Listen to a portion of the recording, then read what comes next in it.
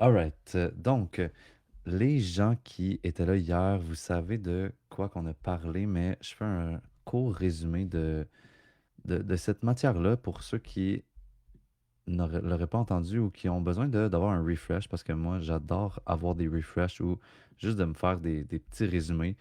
Puis, donc ce soir, ça va beaucoup mieux pour le flow du Facebook Live. Donc, je vois les commentaires en direct. Ça va être super facile d'interagir avec toi ce soir. Puis,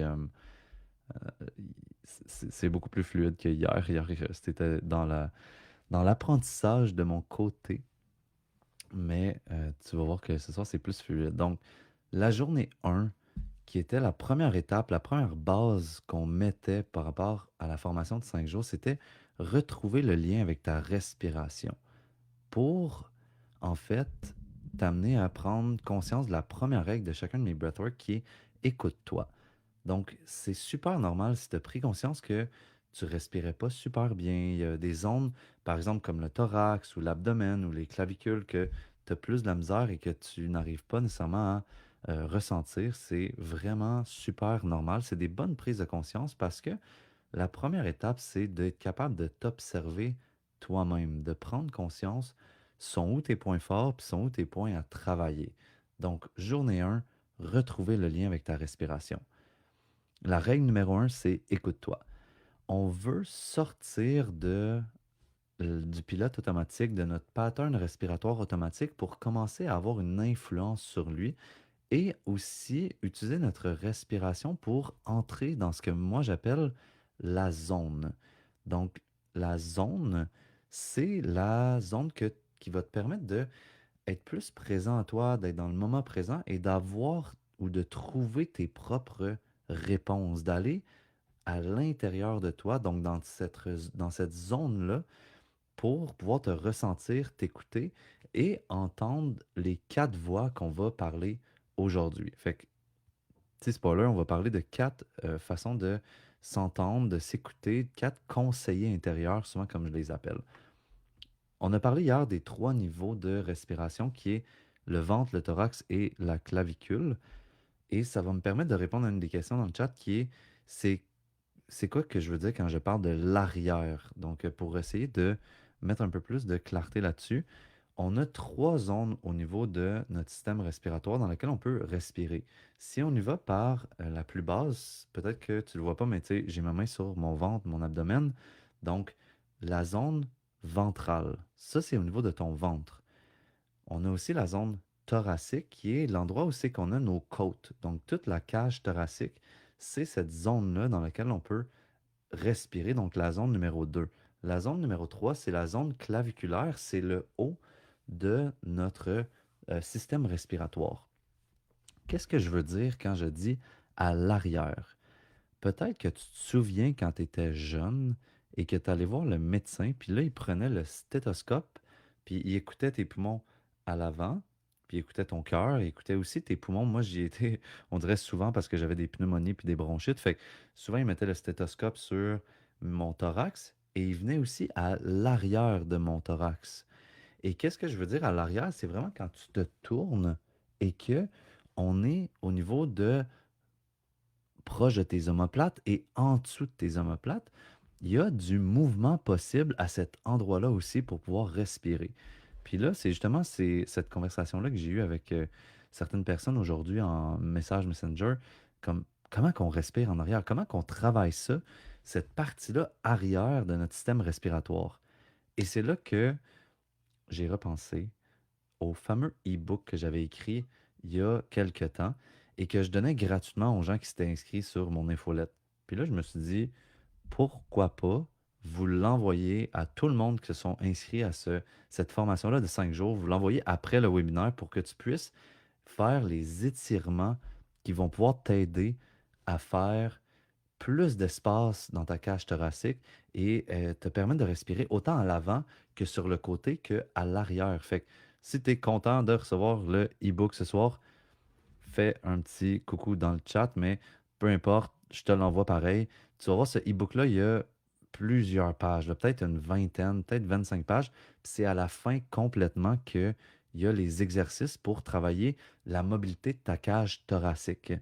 Fait que tu vas voir, c'est quand même difficile de te le faire en ce moment, de te le mimer ou te le montrer à l'écran parce que j'ai pas un setup de tapis de yoga installé avec moi. Puis là, la caméra, c'est pas l'idéal, mais essentiellement, c'est de faire des extensions, donc de sortir le thorax et d'inspirer le plus à l'avant de ton thorax. C'est de faire des flexions à l'avant, donc de pencher vers l'avant et de respirer dans l'arrière de ton thorax. Et c'est de faire des inclinaisons et d'essayer d'ouvrir le côté de ton corps avec ta respiration et de le faire de chaque côté pour ouvrir les côtes. Déjà, là, si tu es à la maison en ce moment, puis tu veux l'essayer, là, essaie de sortir le thorax le plus que tu peux, ouvrir le thorax, de faire une extension et de prendre une grande respiration. Tu vas voir que déjà, ça travaille l'avant de ton thorax. Et après, penche vers l'avant, fais une flexion vers l'avant. Et là, si, mettons, j'avais plus de place, j'irais plus loin, mais tu m'entendrais plus. Donc, fais une flexion vers l'avant et respire. Tu vas voir que tu es capable de pousser dans ton dos pour ouvrir ta cage thoracique à l'arrière. Et tu peux même essayer sur le côté pour venir chercher l'ouverture de tes côtes quand tu inspires. Donc, tu peux le faire des deux côtés. Tu vas voir que ta cage thoracique, elle ouvre super bien quand tu rajoutes ces mouvements-là de yoga. Puis, tu sais, il y en a qui sont comme, ah, moi, je fais pas de yoga. Mais tu n'as pas besoin de faire du yoga. Tu as juste besoin de faire ces mouvements-là pour vraiment venir chercher la mobilité dans ta cage thoracique. Donc, je vois plein de gens qui écrivent Yahoo dans le chat. Exactement. Vous commencez à me connaître. Genre, c'est ma façon de faire comme Yeah, Yahoo. Donc, ça, c'est génial. Fait que je vais t'envoyer le e-book. Ça a été une des solutions que j'ai pensées pour que tu puisses faire les exercices pour t'améliorer dans ta respiration. Parce que la première étape, c'est d'observer. Mais la deuxième étape, ça va être de venir vraiment faire bouger tous ces compartiments-là, ventral, thoracique et claviculaire, pour les améliorer. Fait que, grosse aparté pour le jour 1, mais c'était pour te parler de ce cadeau-là. Et ça va être aussi possible de réécouter les vidéos en rediffusion sur YouTube. Donc, tu as juste à marquer mon nom sur YouTube, Michael Beauséjour, et tu devrais trouver les vidéos ou mon compte YouTube. Je vais aussi l'envoyer dans le courriel après ce webinaire. Fait que je vais y insérer et le e-book et, dans le fond, mon compte YouTube. Hier, pour terminer avec ce qu'on a parlé hier rapidement, c'est la respiration automatique versus la respiration consciente. Donc, le fait d'observer ta respiration et de prendre des grandes respirations va entraîner ta respiration automatique ou ce qu'on appelle ton pattern respiratoire et tu vas le changer tranquillement à force de faire des exercices de respiration. On avait aussi fait l'exercice de l'observateur, donc d'observer comment tu respires ce soir. Est-ce que tu respires amplement? Est-ce que c'est plutôt pris? Et de répéter cet exercice-là à travers des situations différentes. Fait que marque-moi dans le chat, je veux te lire. Est-ce que tu as fait cet exercice-là puis tu t'es rendu compte que tu respires différemment avec tes amis au travail, dans la maison, dans l'auto, pris dans le trafic? Est-ce que tu as observé des changements dans ta respiration? Fait que prends un petit moment pour écrire ça dans le chat. Je veux savoir comment ça s'est passé pour toi. Et on a terminé avec justement de prendre des notes de tout ça. Donc, pendant que je lis les commentaires dans le chat, j'aimerais que tout le monde, une fois que tu as fini d'écrire comment s'est passé cette observation-là dans ta journée, j'aimerais que tout le monde, tu t'installes confortablement. On va tout de suite commencer avec un exercice de respiration que j'adore, qui s'appelle la respiration carrée. Donc, excellent. Il y a plein de gens qui remarquent que leur souffle change à travers la journée. Au travail, la respiration est courte. En auto, je constate souvent que je ne respire pas. Ça, c'est tellement classique. Moi, c'est là que je respire le plus en auto maintenant. Là, je me mets de la musique que je sais qui m'aide à respirer. Plein de gens, je respire pas profondément. J'ai remarqué, je coupe mon souffle. Excellent. Je respire plus par le ventre. Il y a beaucoup de gens qui ont appris à respirer par le ventre. On en a parlé hier justement, mais c'est de volontairement essayer de respirer par le thorax. Une personne m'a trigger sur Marketplace. Oui, sur Marketplace, c'est un des meilleurs endroits pour vivre des triggers. On devrait faire un atelier de croissance personnelle qui s'appelle Marketplace et croissance personnelle. Je respire trop rapidement. Une seconde inspire, 2 secondes expire. Excellent. Ma respiration est courte. All right. Donc, le 4-4-4-4 est un exercice qui est super intéressant à faire dans ta journée. Donc, ça peut être un peu n'importe où que tu fais ça parce que c'est super doux. Ça vient équilibrer ton système nerveux sympathique et parasympathique et ça l'entraîne autant la rétention à poumon plein que la rétention à poumon vide. On va en parler rapidement après l'exercice. Mais tout de suite, je veux que tu fermes les yeux.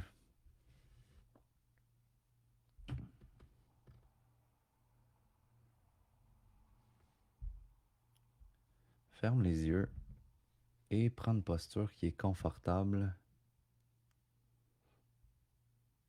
En fermant les yeux, tu prends tout de suite conscience de ta respiration,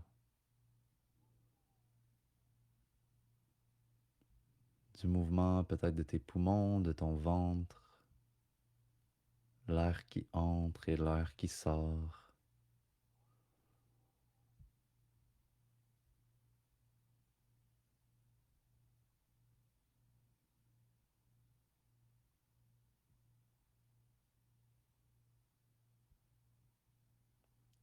Et tu ressens ce mouvement dans ton corps.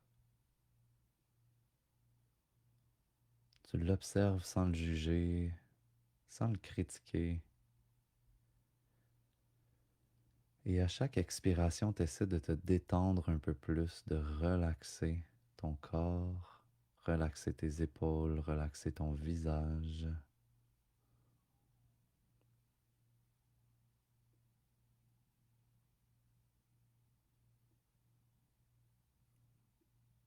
Et doucement, tu me retrouves sur l'expiration. Donc, souffle toute l'air à l'extérieur. Et inspire en 4, 3, 2, 1. Retiens 4, 3, 2, 1. Expire 4, 3, 2, 1. Retiens 4, 3, 2, 1. Inspire 4, 3, 2, 1. Retiens 4, 3, 2, 1. Expire 4, 3, 2, 1. Retiens 4, 3, 2, 1. Inspire 4, 3, 2, 1. Retiens 4, 3, 2, 1. Expire 4, 3, 2, 1. Retiens 4, 3,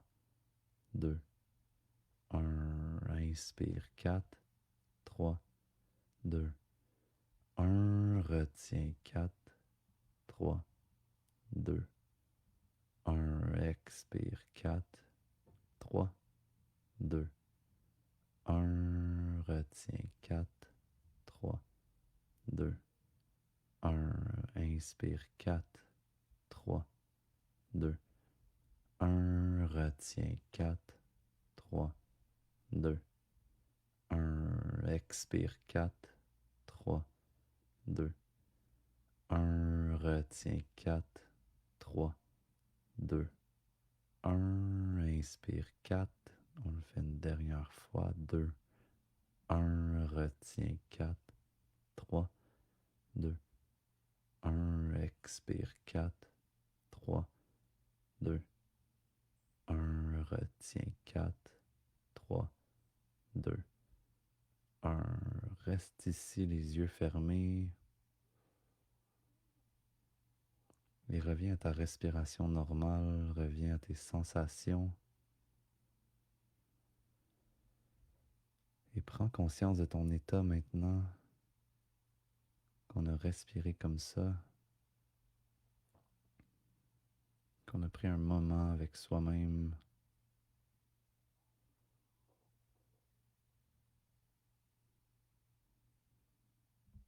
Et doucement, mets tes mains en prière devant ton cœur, frotte-les ensemble, toujours les yeux fermés. Et frotte, frotte, frotte, frotte, frotte pour déposer tes mains sur ton visage. Et tranquillement masser tes yeux, masser ton visage, ton front.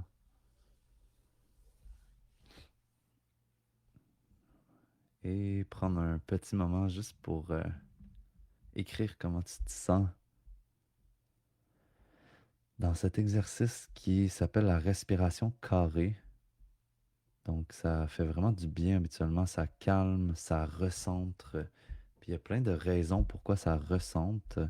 Je vais te les expliquer pendant que je lis tous les commentaires. Mais la respiration carrée, c'est une respiration qui vient équilibrer ton système nerveux parce que tous les chiffres sont égaux. Donc, 4, 4, 4, 4. 4 secondes inspire, 4 secondes rétention, 4 secondes expire, 4 secondes rétention. Et on fait, dans le fond, une équilibration parce que tous les chiffres sont égaux et le fait qu'on retient nos poumons, on fait une rétention en poumon plein, ça vient augmenter le niveau, la concentration d'oxygène dans le sang et ça met une petite pression sur notre cœur qui vient réveiller notre parasympathique et donc notre état de régénération. Ça va vraiment développer notre stabilité mentale, notre concentration, puis nous donner un sentiment d'être plein, d'être complet, d'expansion intérieure. Après ça, on expire pendant 4 secondes et on fait une autre rétention, cette fois-ci à poumon vide. Quand on fait une rétention, les poumons vides, ça vient activer notre sympathique qui est notre système de réveil et ça nous donne de l'énergie, de la vitalité et de la chaleur corporelle. Et le fait de faire des rétentions, ça vient vraiment développer notre résilience, notre capacité à faire face à l'inconfort. Puis honnêtement, là, on va se le dire entre nous autres, la vie, c'est quand même difficile. Il y a des périodes qu'on pourrait dire qui sont faciles, qui sont le fun, mais tu sais, en vieillissant, t'as mal au corps, t'as mal à gauche, à droite, faut que tu travailles. Il y a des choses que tu fais qui te tentent un peu moins. Puis il y a une partie de la vie qui est difficile. Mais moi, un de mes auteurs préférés, qui est le docteur Scott Peck, qui a écrit Le chemin le moins fréquenté, il dit qu'à partir du moment qu'on accepte que la vie est difficile, elle devient plus facile. Tu sais, c'est un peu ça. Je trouve que de faire du breathwork, ça nous permet de faire face à l'inconfort de manière vraiment plus outillée, de manière plus solide et fort. Tu sais. Puis je suis curieux de voir si ça résonne avec vous, ce que je viens de dire. Tu sais, ça peut être challengeant de se dire comme, ah, la vie est difficile, mais c'est pas pour la rendre encore plus difficile que je dis ça, mais pour l'accepter puis faire en sorte que ça devient plus facile à partir de là, tu sais. Fait que le fait de faire des rétentions, ça vient travailler vraiment cette résilience-là. Donc, très- la plupart des gens ont écrit comme se sentir calme, se sentir détendu. Il y en a qui le pratiquent déjà, fait que c'est super bon de le pratiquer. Je pense que c'est un exercice super simple, mais qui est super puissant.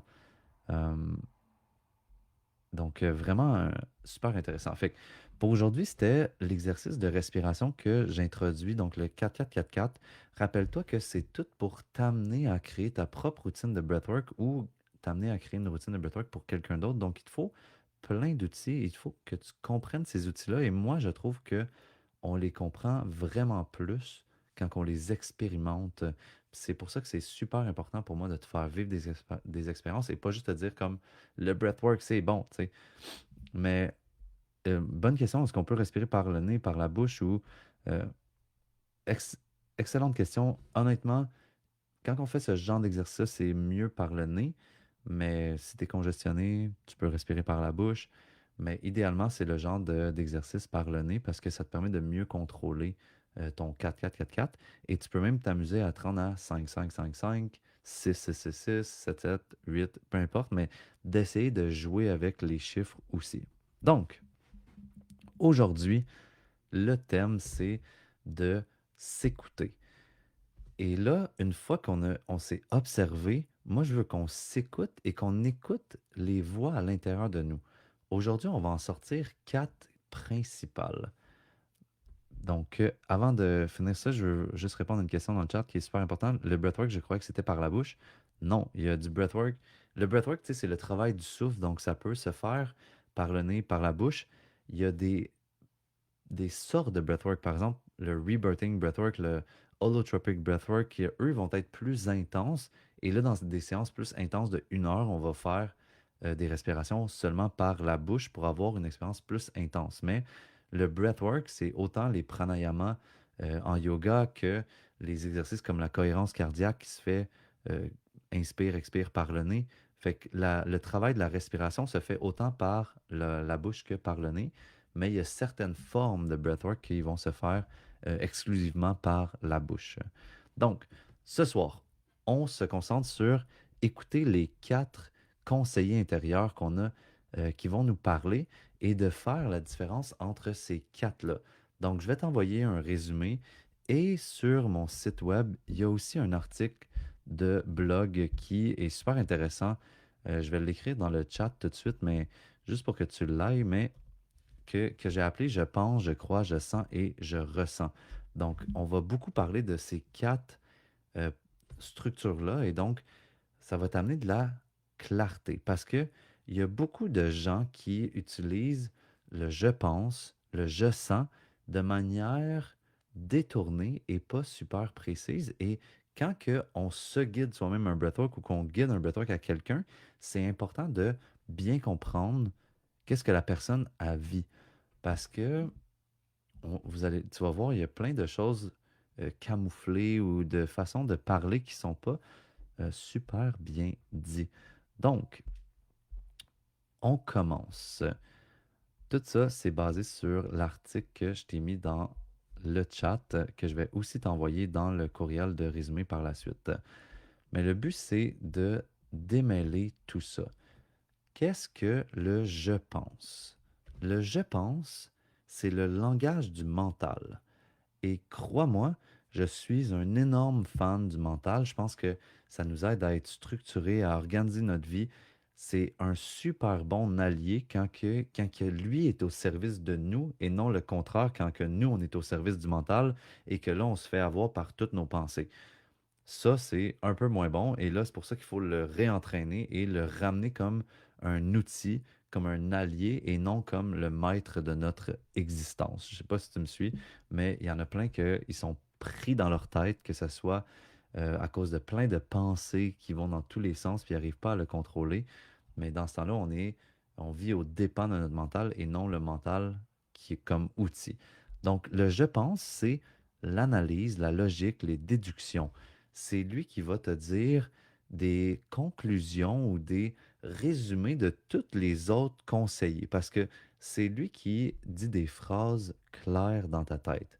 Par exemple, tu pourrais aller à un endroit et là, tu te fais inviter, là, tu rencontres les gens et là, tu as plein de ressentis différents, tu as plein de feelings dans ton corps, tu as même des choses qui vont monter, ça pourrait être des frissons, ça pourrait être des contractions, ça pourrait être des émotions.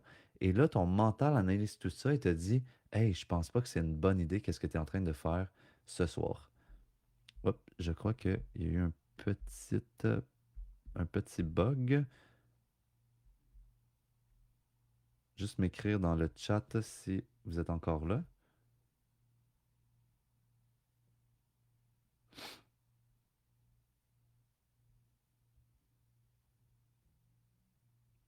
Juste voir si ça revient. Écrivez-moi dans le chat pour tous ceux qui sont encore là.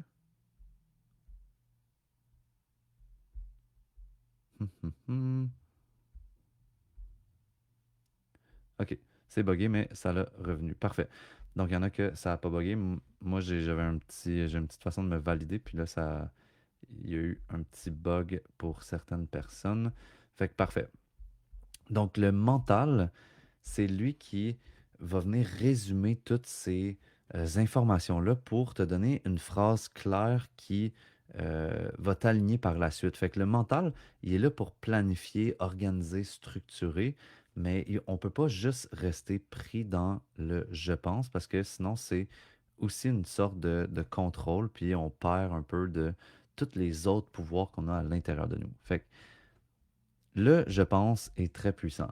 Un autre allié super puissant qui s'appelle le langage des croyances, donc le je crois. Le je crois, c'est lui qui va exprimer un peu on pourrait dire, toutes les croyances derrière derrière nos pensées. Donc, les croyances qui viennent soutenir notre monde intérieur. Donc, je crois que les gens ne changent pas. Je crois que le monde est fondamentalement gentil ou je crois que les gens sont méchants. Je crois qu'il faut souffrir pour réussir. Je crois qu'on n'a pas besoin de souffrir pour réussir. Le monde des croyances, c'est un peu ce sur quoi toutes nos pensées, toutes nos paroles, tous nos mots, nos actions vont se baser. Fait que c'est pour ça que il y a plein de gens qui trouvent que le travail des croyances, c'est le travail qui est le plus puissant parce que c'est super profond et ça nous permet d'aller travailler un peu notre programmation de base. Et c'est ça qu'on peut faire aussi quand on atteint la zone, qu'on arrive à se connecter à cette zone-là avec le breathwork.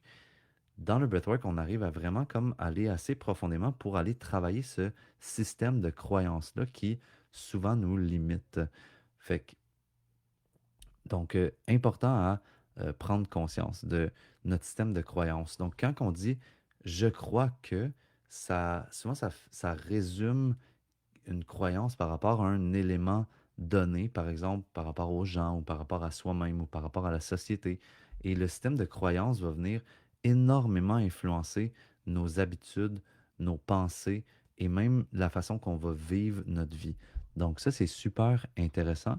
On a souvent plus accès à nos croyances quand que on se permet de atteindre des zones plus profondes en dedans de nous qui sont souvent appelées par exemple des ondes hypnotiques, des ondes de transe, des ondes chamaniques. Fait que là, je crois, super important.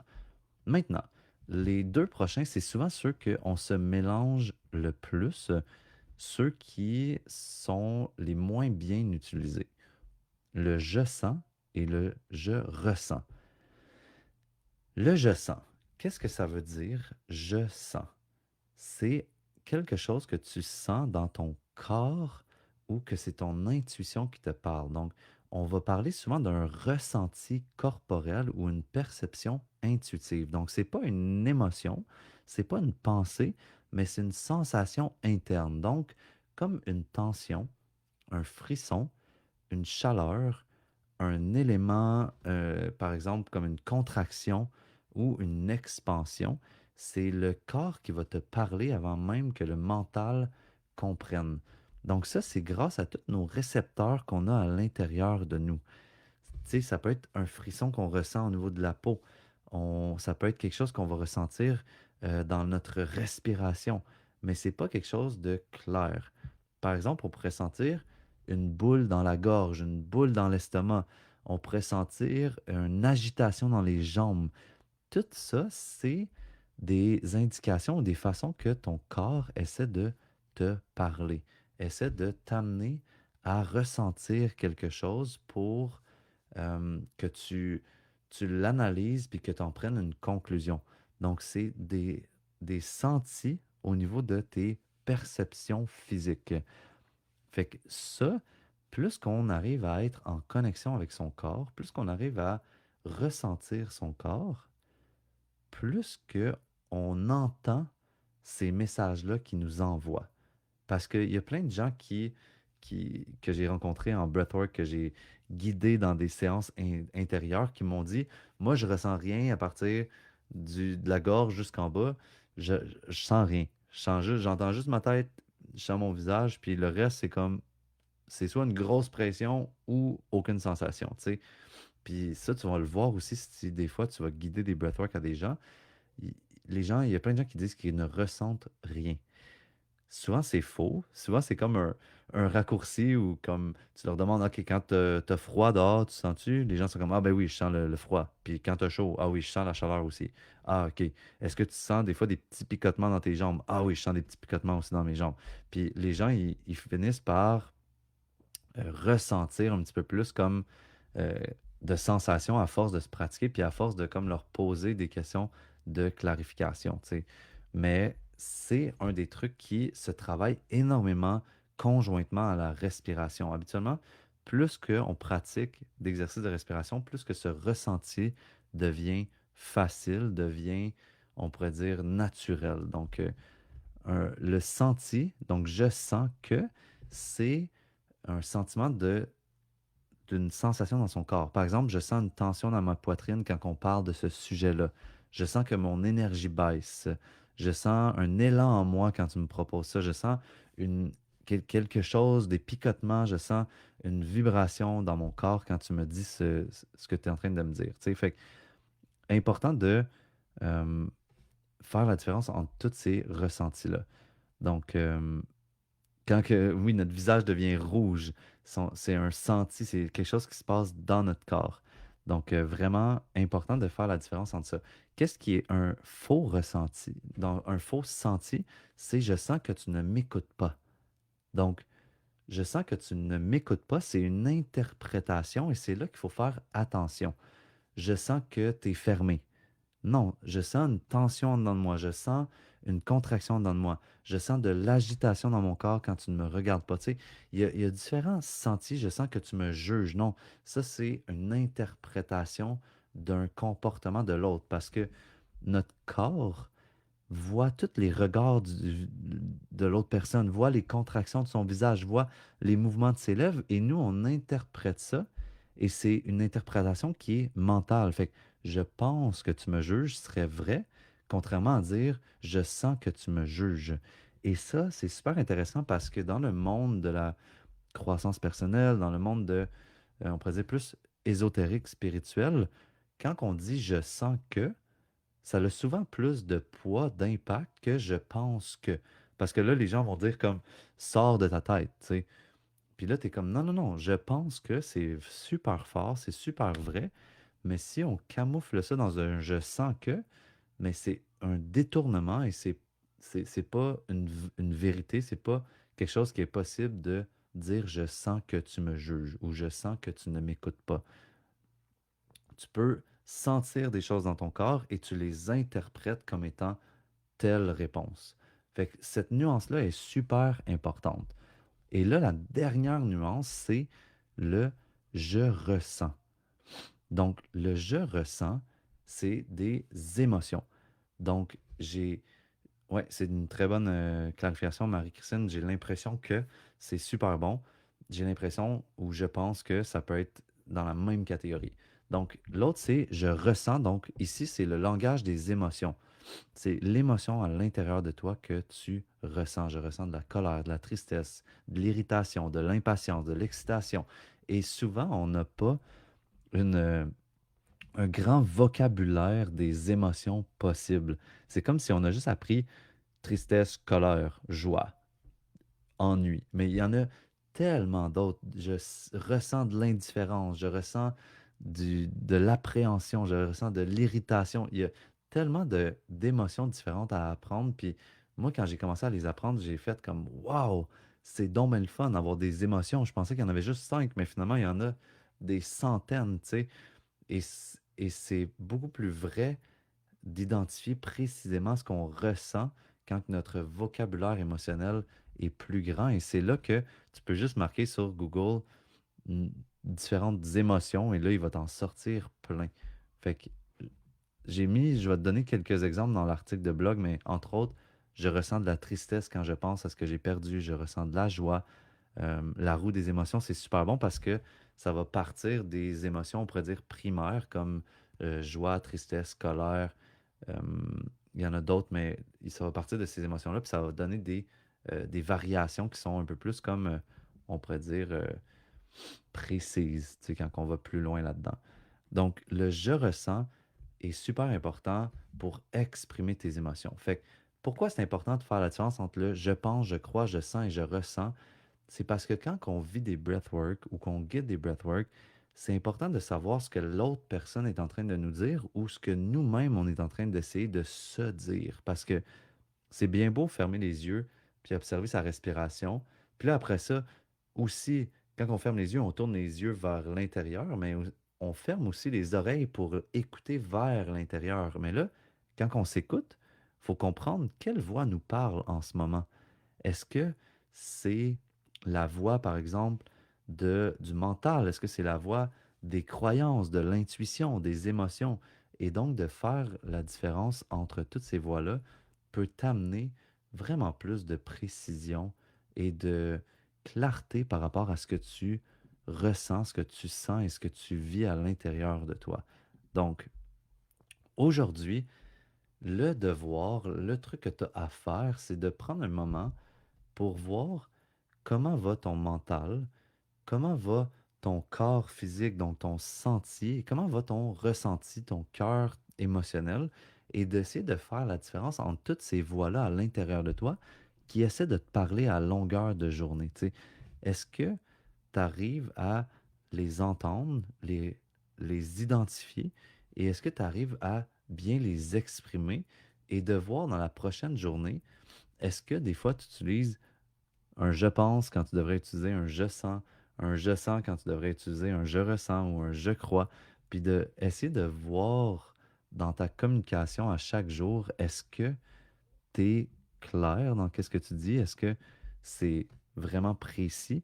Ou est-ce que, par exemple, il y a d'autres fois que tu pourrais apporter des nuances à qu'est-ce que tu dis pour être plus précise et directe et claire avec les gens autour de toi? Parce que moi, je me suis fait, on va dire, super avoir quand je guidais des breathwork. Donc, la quatrième voie, ce serait la voie des croyances. Fait que ça, c'est comme derrière la voie des pensées. Donc, il y a comme pensée, croyance, senti et ressenti. Mais quand je guide des breathwork, il faut tout le temps que je sois à l'écoute de l'autre personne et que je me demande, est-ce que cette personne-là est en train de me parler avec sa tête, me parler avec son système de croyance? Est-ce qu'elle est en train de me parler avec son corps, donc son senti, ou est-ce qu'elle est en train de me parler avec ses émotions, donc son ressenti? Parce que si moi, j'arrive pas à comprendre d'où vient ce que la personne est en train d'exprimer, c'est, ça va m'amener vraiment plus de difficulté à la guider dans la bonne direction. Donc, vraiment faire attention à cette manière-là que les gens ont de s'exprimer parce que ça peut vraiment être challengeant et on peut se faire un peu trimballer dans tous les côtés. Puis, une de mes amies qui est là, qui était aussi au Portugal avec nous, Marie-Christine, tu sais, elle comprend ça parce qu'elle est thérapeute en relation d'aide aussi. Puis on voit ça en rencontre individuelle, de voir des gens qui vont s'exprimer avec leur tête, puis en fait, ils sont en train d'exprimer quelque chose qu'ils ressentent, ou ils vont essayer d'exprimer quelque chose qu'ils ressentent, mais avec leur tête, puis de manière maladroite. Puis on pourrait dire qu'on a besoin d'apprendre ce langage-là pour vraiment bien pouvoir s'exprimer. Et pour tous ceux qui se posent des questions, il va y avoir un résumé par courriel que j'envoie après la soirée de formation. Fait qu'il va y avoir beaucoup de, euh, il va y avoir beaucoup de précision, puis tu vas pouvoir plonger plus là-dedans. Il va y avoir aussi le lien de mon article de blog que j'avais fait là-dessus, puis c'est super bien expliqué. Ouais, excellent. Ça va faire partie de... Les peurs vont beaucoup faire partie du je ressens, de la peur. Ça va être une sorte d'émotion qu'on va vivre. Donc, merci pour tout ça. Donc, plus tu vas faire la différence entre toi, tes propres voix intérieures, et plus que tu vas pouvoir guider les autres avec clarté à travers ça. Parce que moi, il y a plein de gens autour de moi qui me parlent, qui me partagent leur histoire, et des fois, je peux être un peu confus, puis je suis comme, ah, je suis pas sûr de comprendre. J'ai l'impression que tu exprimais quelque chose de complètement différent, puis tu as pris un tournant super rapide, mais finalement, c'est parce que la personne n'a pas réussi à exprimer son ressenti jusqu'au bout, ou son senti jusqu'au bout, puis elle a fini avec le mental. Tu sais, il peut y avoir des gens qui vont commencer à s'exprimer avec leur ressenti, puis terminer avec leur mental. Donc, il y a vraiment comme une éducation, c'est ça le mot que je cherchais tantôt, une éducation à faire par rapport à de quel endroit tu parles en ce moment, de quel conseiller intérieur tu essaies de t'exprimer, puis de prendre conscience que le mental va être un outil super puissant pour venir clarifier et structurer tout ça. Parce que en communication non violente, ils nous apprennent beaucoup que chaque émotion, il va y avoir un besoin non répondu derrière ça. Puis les besoins sont souvent à la racine de la sensation qu'on a ou de la problématique qu'on a ou même de la situation, on pourrait dire, dramatique qu'on est en train de vivre, tu sais. Puis souvent, c'est des besoins, par exemple, comme un besoin de liberté qui n'est pas exprimé, un besoin de connexion, un besoin de sécurité, un besoin de liberté. Et ça vient se jouer beaucoup avec les besoins aussi. Fait que le but de la soirée ce soir, c'était d'introduire la notion de s'écouter, donc de vraiment tourner, une fois qu'on a tourné le regard vers l'intérieur, de tourner les oreilles vers l'intérieur et de voir quelle petite voix essaie de nous parler à l'intérieur. Et à force d'écouter cette petite voix-là et d'essayer de, on pourrait dire, la clarifier, d'identifier qu'est-ce qui se passe, de venir mettre des mots là-dessus et de venir mettre les bons mots, que ce soit le je crois, le je pense, le je sens ou le je ressens. Donc, après, donc l'exercice de hier, c'était d'observer sa respiration. Je t'envoie les étirements, les exercices pour venir amplifier cette cage thoracique-là, venir respirer dans son ventre aussi pour que tu puisses respirer mieux. Je t'invite à faire la respiration 4-4-4-4, donc la respiration carrée pour te pratiquer comme premier exercice de respiration et de observer et d'écouter c'est quoi les voix à l'intérieur de toi qui essaient de te parler et d'essayer de les identifier de manière claire le plus possible. Fait que là-dessus, je te remercie d'avoir été là. On a demain une autre grosse soirée qui va être reconnaître les résistances et les messages du corps. Tout ça, ça se base sur le fait que nos résistances ou nos blocages, pour moi, sont les plus grandes qualités qui sommeillent en nous, qui attendent juste de pouvoir s'exprimer et de pouvoir nous aider à aller de l'avant et nous aider à vivre notre best life. Donc, si tu as bien apprécié le webinaire, écris-moi un petit mot dans les commentaires, ça va me faire plaisir. Et pour le résumé de la journée aussi que je vais poster dans le groupe Facebook privé qu'on a ensemble, fais juste aller liker le message, écrire un petit mot pour voir que tu as bien lu, tu as bien participé. Ça m'encourage à continuer tout ça. Puis dans le fond, on se voit demain soir, même heure à 19h. Donc, on peut faire le 4-4-4-4, la respiration carrée, un bon 5 minutes. Entre 3 et 5 minutes, je te dirais que c'est un bon temps. Et de faire attention de ne pas respirer trop rapidement. Donc, tu peux te mettre un timer au début pour voir c'est quoi réellement 4 secondes. Mais à force de le pratiquer, tu n'auras plus besoin de le faire avec un timer. Mais au moins 3 à 5 minutes, jusqu'à temps que tu sentes que tu te calmes vraiment et que je dis souvent que tu t'assois à l'intérieur de toi, que tu te déposes. Donc, là-dessus, je vous souhaite de passer une belle soirée et on se voit demain pour la prochaine journée de formation. Merci tout le monde. Ciao, ciao. Full love. Bonne soirée.